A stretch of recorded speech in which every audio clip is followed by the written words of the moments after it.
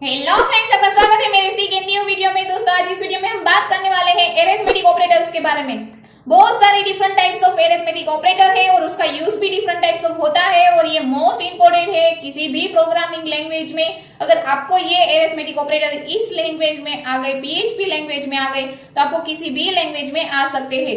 उसको हम कोडिंग में कैसे इंप्लीमेंट करें, किस तरह से यूज करें, वो सारी डिटेल्स आज इस वीडियो में हम स्टेप बाय स्टेप सीखने वाले हैं। न्यू आए हो हमारे चैनल में और पीएचपी सीखना चाहते हो तो हमारे चैनल को सब्सक्राइब कर दीजिएगा ताकि आपको वीडियो की नोटिफिकेशन टाइम टू टाइम मिलती रहे। चलिए हम स्टार्ट करते हैं एरिथमेटिक ऑपरेटर से। आज इस वीडियो में हम बात करने वाले हैं ऑपरेटर के बारे में। तो हम यहाँ पे पहले न्यू फाइल बना देते हैं। न्यू फाइल के लिए कंट्रोल एन, उस फाइल को सेव करने के लिए यूज करेंगे हम कंट्रोल एस। वो फाइल आपको सेव करनी है एक्सएम में, htdoc में, अपने प्रोजेक्ट में। यहाँ पे फाइल का नेम हम दे रहे हैं ऑपरेटर .php। यहाँ पे सिंपल हमें क्या करना है, पहले PHP टैग को स्टार्ट कर देना है।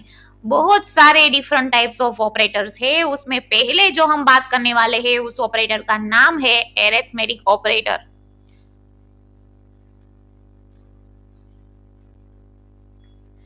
लाइक हम यहाँ पे एक वेरिएबल डिक्लेयर कर देते हैं a नाम का, उस वेरिएबल को वैल्यू दे देते हैं fix 10।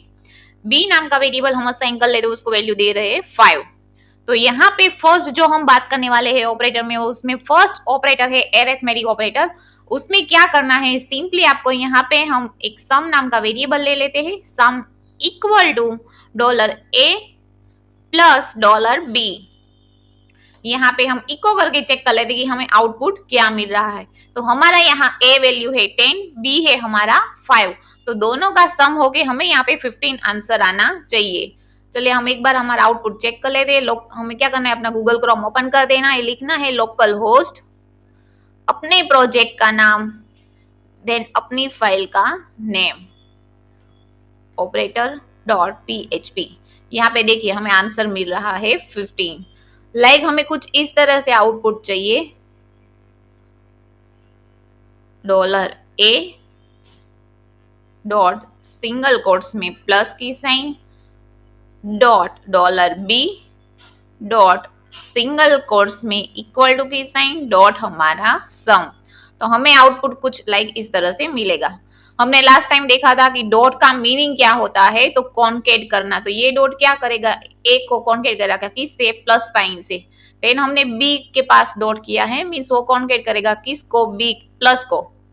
And than equal to के पास जो हमारा डॉट है वो क्या करेगा, ये जो हमारा a प्लस बी है उससे हमें ज्वाइनिंग करवाएगा, मीन्स यहाँ पे हमें ज्वाइन कर देगा। तो अब हमें आउटपुट कुछ इस तरह से मिल रहा है। ओके, नेक्स्ट जो अरिथमेटिक ऑपरेटर है वो है सब्ट्रैक्शन। हम यहाँ पे अगेन एक शॉर्ट वेरिएबल ले लेते हैं सब्ट्रैक्शन नाम का। यहाँ पे हम दे देते हैं, उसके लिए हम एक अलग से वेरिएबल रखेंगे लाइक $c इक्वल टू 15। यहाँ पे हम आंसर देखने वाले हैं $c माइनस $b। इसका आउटपुट क्या आ रहा है वो हमें चेक करना है। तो इको $subtract।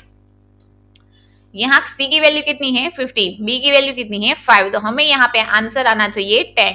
देखो हमें यहाँ पे आंसर मिल रहा है 10, लेकिन न्यू लाइन में नहीं आ रहा है। तो न्यू लाइन के लिए हमें यहाँ पे कर देना है इको br।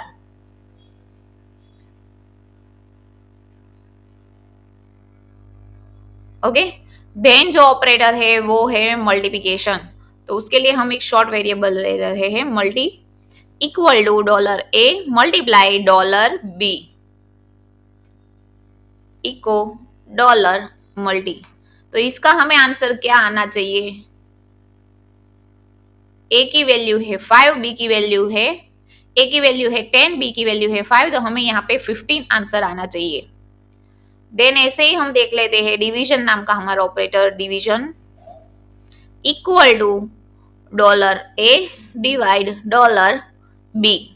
यहाँ पे इको हमें वेरिएबल को प्रिंट करके चेक कर लेते हैं कि हमें आंसर क्या मिल रहा है। br हम न्यू लेंगे, पहले से यहाँ पे सेट कर देते हैं। यहाँ पे हमें आंसर 2 मिल रहा है क्योंकि हमारी वैल्यू a की है 10, b की है 5। तो 5 डिवाइड 2 इक्वल टू 10 आता है। तो यहाँ पे हमें 5 से डिवीजन हमारा चलेगा। देन जो ऑपरेटर है उसको बोलते हैं मॉड्यूल। उसके लिए हम यहाँ शॉर्ट वेरिएबल ले रहे हैं module equal to $A %$B। इसका जो भी आंसर आता है हम इसको एक बार प्रिंट करवा लेते हैं मॉड्यूल, और यहाँ पे BR न्यू लाइन के लिए पहले से ही हम अटैच कर देते हैं। देन हम यहाँ पे अपनी फाइल को रन करके देख लेते हैं। हमें आंसर मिल रहा है 0, क्योंकि यहाँ पे कुछ शेष रिमेन नहीं रह रही है। लाइक हम इस तरह से कुछ ले लेते हैं, इसकी वैल्यू हम कर देते हैं 7, तो यहाँ पे हमें 3 रिमेन दिखाई देगा। ओके, तो ये हमारा हो गया रिमेन्स।